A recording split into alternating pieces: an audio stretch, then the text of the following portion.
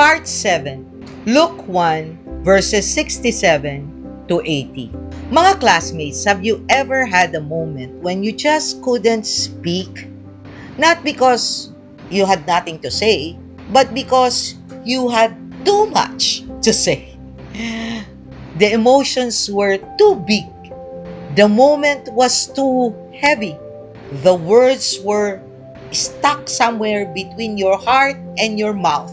And all you could do was sit in silence. Now, imagine being silent for 9 months, mga classmates, not by choice, not because you're shy, but because an angel struck you mute when you doubted his message. 9 months of watching your elderly wife's belly grow. 9 months of gesturing and writing notes. There's no iPad yet. 9 months of sitting with your doubt, your shame, your wonder. And then, on the 8th day after your son is born, you write 4 words on a tablet. His name is John. And immediately, your mouth opens. Your tongue loosens. The silence shatters. Now, mga classmates, what would you say? After 9 months of silence, what would be your first words? Would you complain? Finally! That took forever! Would you explain? Let me tell you what happened in the temple. Would you ask questions? So what did I miss? Zechariah's first words weren't any of those. His first words were a song, a prophecy, a blessing so beautiful, so powerful, so theologically rich that the church has been singing it every morning for 2,000 years. It's called the Benedictus, from the Latin word for blessed. And it's found in Luke 1, verses 67 to 80. This song marks the end of 400 years of prophetic silence. Since the prophet Malachi, God hadn't spoken through a prophet. 4 centuries of waiting, 4 centuries of wandering, 4 centuries of God, are you still there? And then an old priest, mute for 9 months, open his mouth and sings. Today, we're diving into Zechariah's prophecy, the song that ended the silence, the words that announced that God was finally on the move again. Stay till the end as this Bible reflection will strengthen you, mga classmates. But before we get started, again, please, it doesn't take a minute or so. Click that like button if you like this video. Subscribe to Pulot Aral if you haven't yet. And smash that notification bell so that every time I upload a Bible reading and reflection, you will be notified. Now, mga classmates, this is not about being a YT partner or so that so many will, watch it. But contents like this are not promoted by any social media algorithm. Believe me, they want you even to pay in order to promote it with your link.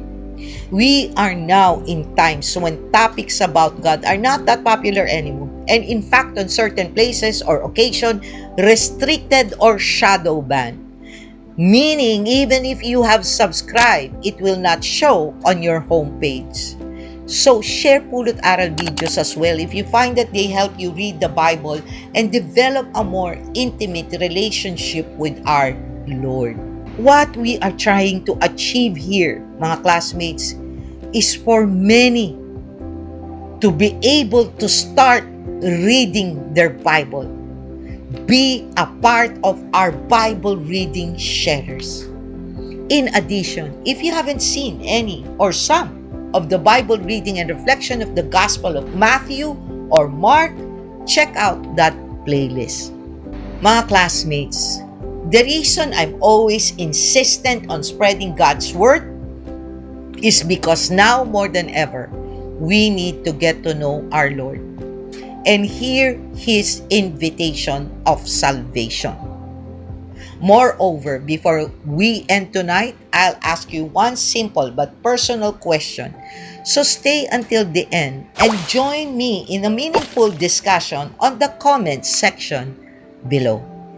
Mga classmates, this is Doc Jean. Welcome to Pulot Aral. Let's dive in.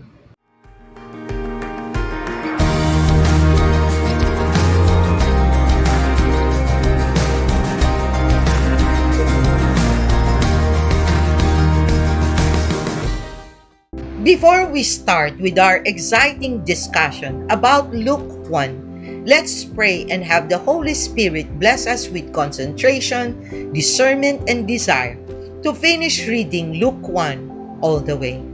Heavenly Father, You are our strength, our protector, and our truth.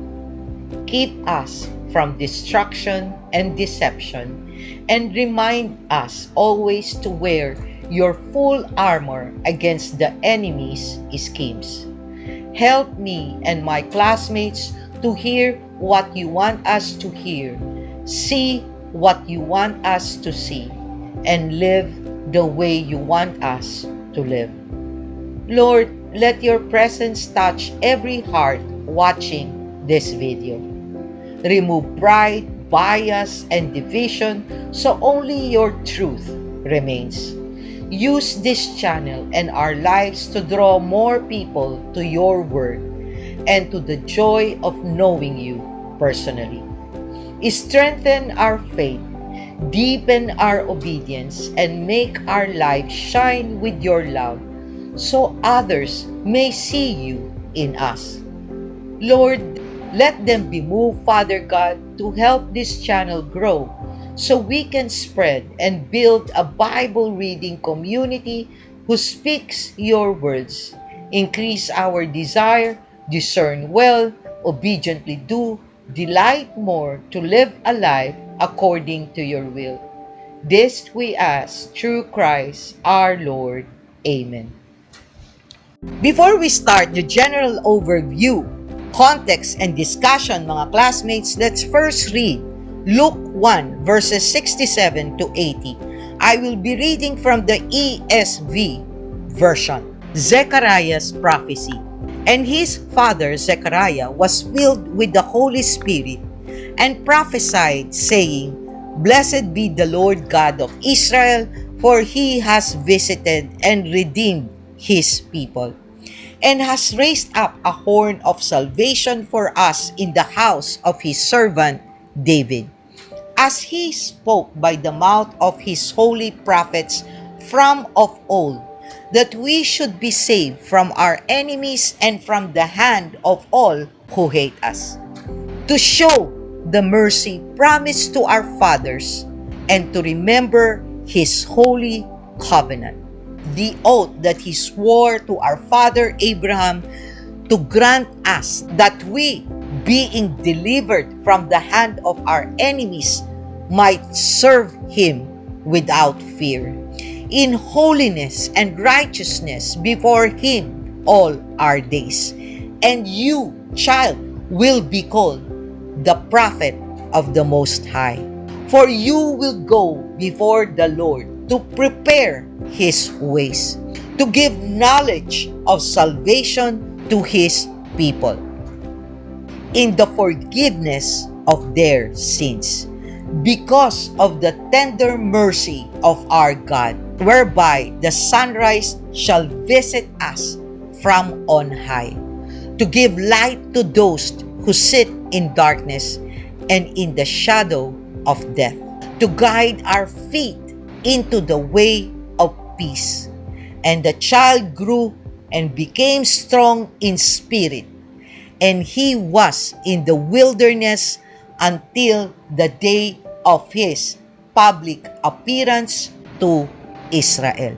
Mga classmates, let's now go to Luke 1 verses 67 to 80, general overview and context. Okay, mga classmates, let's just soak this in. Zechariah has been silent for 9 months. His son born.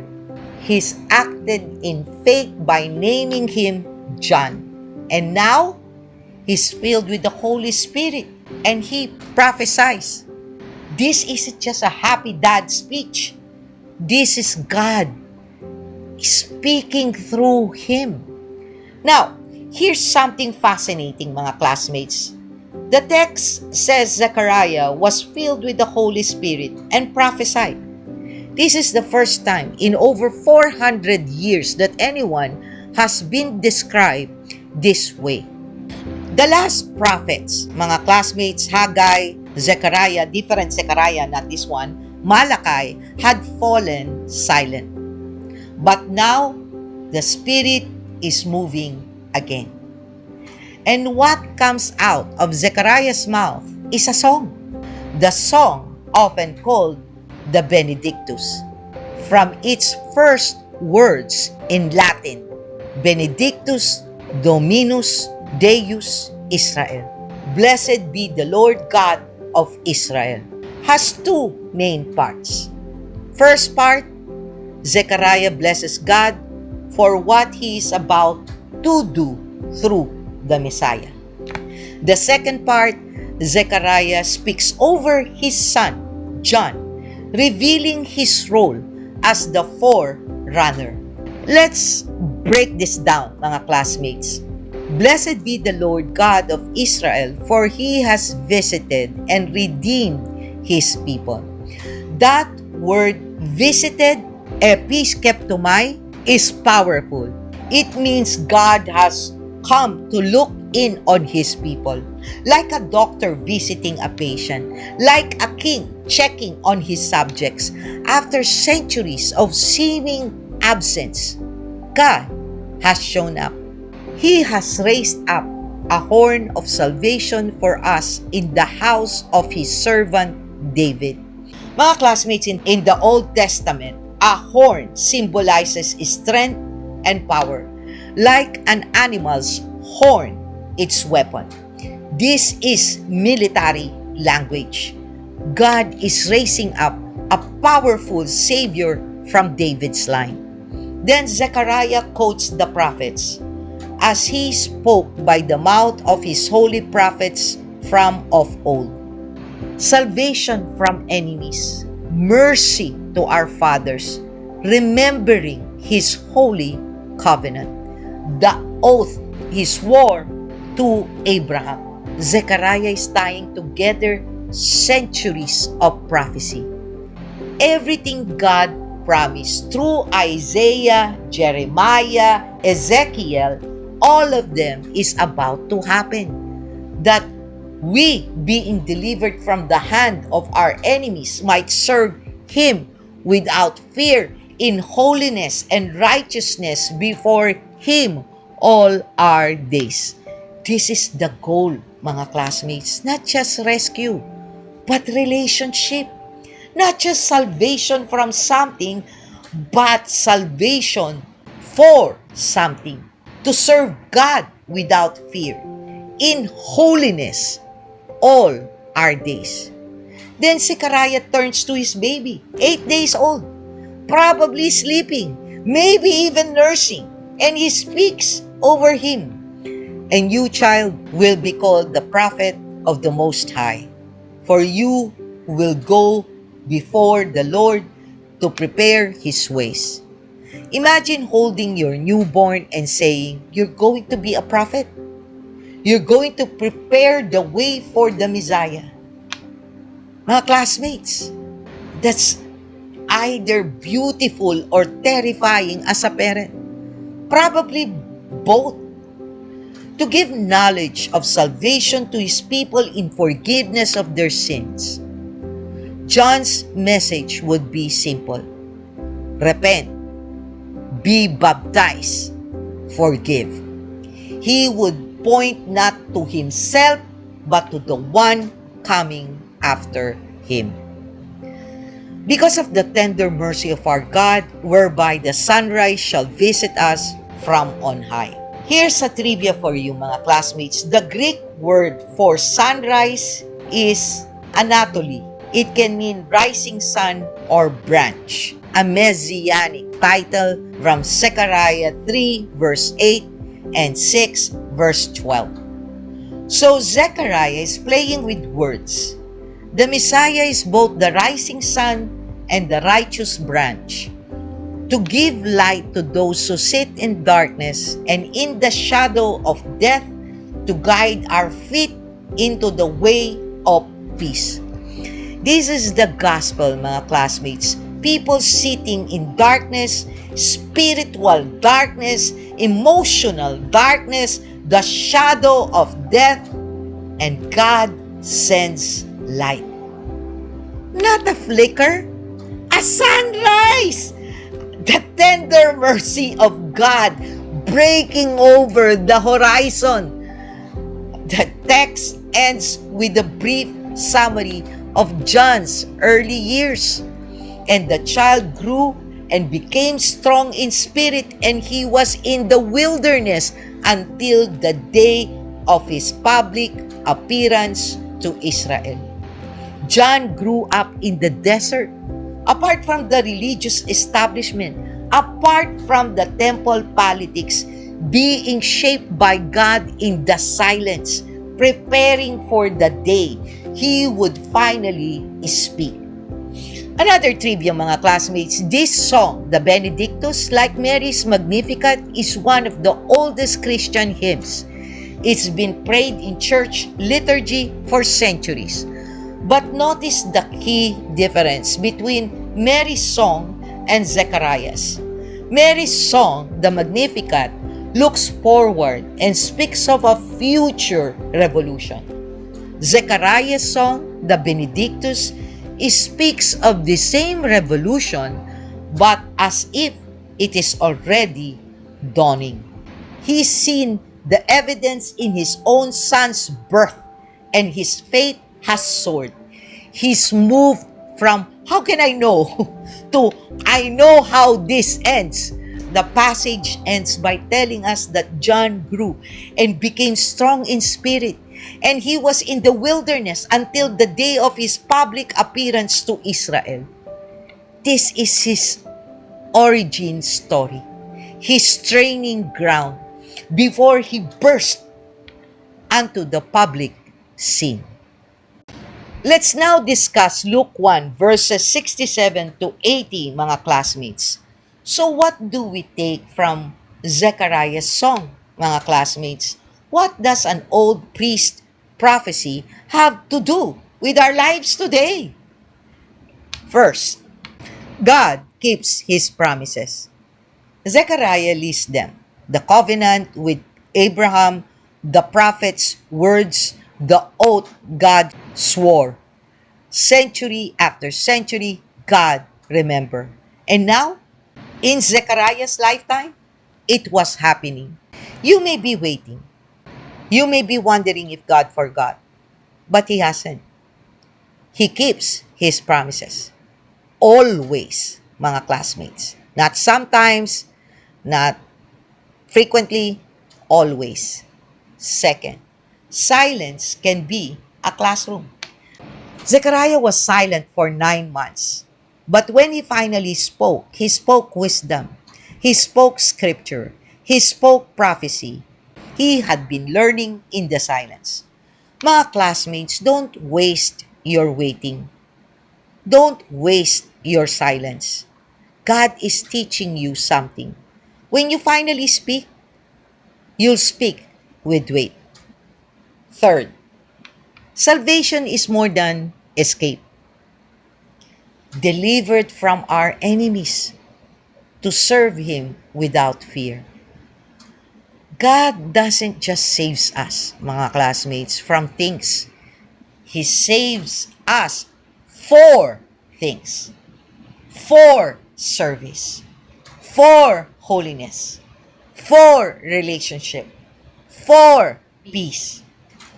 What has God saved you for? Do you really understand how significant is your salvation? Or you don't think about it? Mga classmates, we all know we will all die in the end. And we don't know when. Tragic it may sound, that's a fact of life. So while here on earth, are you just living for what is of the world? You cannot even bring when you do go, or for what's next? If you haven't thought about it, maybe it is about time. If you haven't seen my video about what you need in order to be saved and the signs that you are truly saved, then do check that out, mga classmates. Fourth, God's mercy is like a sunrise. Tender mercy and sunrise in the same breath. That's how God's mercy comes. Not harsh, not demanding, but gentle, gradual, inevitable as the dawn. If you're in darkness right now, mga classmates, the sunrise is coming. Mga classmates, when we get hurt, we also want to hurt back. That's why they say, hurt people, hurt people. But our Lord teaches us that vengeance is not ours, it's His. And forgiveness is not an option, but His command that we do. Why? Because if He gives us mercy to be forgiven, undeserving as we are, why can't we do the same to others? Mga classmates, I remember Pastor Peter Tanchi's service in our church message story that when he dies and God asked him what he wanted for God to do with his enemies, he said he would ask mercy for them.